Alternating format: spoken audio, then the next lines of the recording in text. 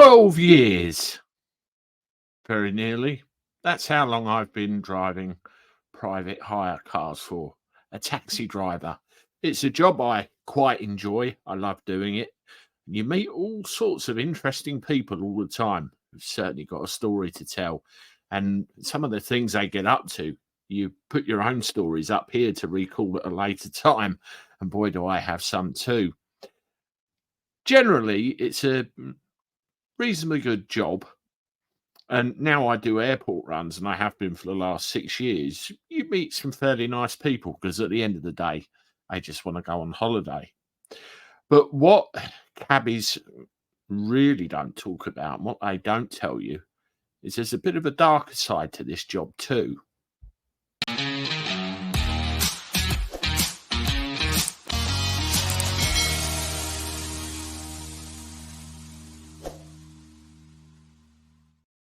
Hello, everybody. Welcome back to the channel. Hope you're doing well. Thank you for joining me once again. I appreciate all the support. Good to see you. Well, let's talk about cabbies, cab drivers, private hire drivers, whatever you want to call us, the guy that or gal that takes you to where you want to go. It's something that's changed a lot as a job over the last 3 years, and that event that we're currently having an inquiry about that started in 2020 had a great impact on the profession as a whole. As I said in the introduction, I've always enjoyed it. I always enjoyed driving. I always enjoyed talking to people. But one of the darker aspects of this is you never know who's going to get in your car and what they're going to do when they get in there. Now, you could really argue that this could be applicable at any time of day or night. As a circuit driver, I usually did nights because you could get around town a lot quicker and you could make more money at a more rapid rate. During the day, you had more traffic. But the trade-off was it came with an awful lot more trouble. And I always had a good nose for it. I tended to keep myself out of it. There was one example one time where I was told that there was a street in Margate town which went down the side of a car park. And down the bottom of that car park was actually the back entrance to a block of flats. What people were going to do, they were going to get cab drivers to unsuspectedly go down this back road, and it was no lights, isolated, out of the way, no hope of any help anytime soon. And when the cab driver went down there, they were then robbed, sometimes at night point. And, you know, these are hardworking men and women who are just going out to do the best for their families. Don't sit well with me. Anyway, I got a job in Margate town one night, and I was directed to the top of this road, and they asked me to go down it. I looked at them. They looked at me. I said, no, I'm not doing it. I'm going to drop you off right here in the street, right under this light and that camera over there. And that's the end of it. If you don't like it, well, tough. And I think they knew that whatever nefarious intentions they may have had were quickly rumbled. Well, this goes on all over the place. An unfortunate side effect of the job is violence, attempted violence, or, well, intimidation and all sorts of other things. I've been talking to a taxi driver called Stephen. Now, Stephen made the national press a little while back. He was the victim of quite a horrendous attack.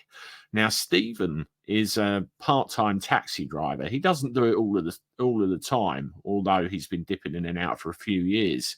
Does the night runs and also airport runs as well. And this particular night, I'm told by Stephen, he picked 3 people up from a function. He dropped one of them off and then tried to find out where the other 2 were going, and they would not divulge. And at some point, Stephen pulled over to check his position and everything. And what happened, one of the guys got out, opened Stephen's door, and beat 7 barrels of, well, SH1T out of him. He's very, very lucky that he's still here. Now, the link that I put down there is the link to the news article. As you can see, it was something that happened in Wales. And I'm not going to display the main part of that article on here because there are pictures of Stephen's injuries, which are quite horrific. And I don't want to trigger the YouTube algorithm and get myself in trouble. But please go and have a look. One thing that I will pick out, though, is this particular section, which lets you know what happened. Steve was on a shift from Sarum Taxis in Carmarthenshire, Wales. I hope I got that right. When a totally unprovoked attack took place.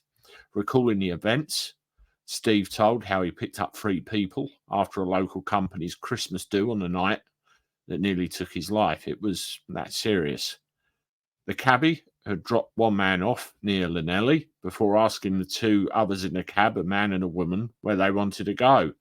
After repeatedly asking the male passenger where they were headed, Steve stopped the car to check a map on his phone. But to his horror, it was then that Steve was subjected to an attack, the like of which he'd never experienced before.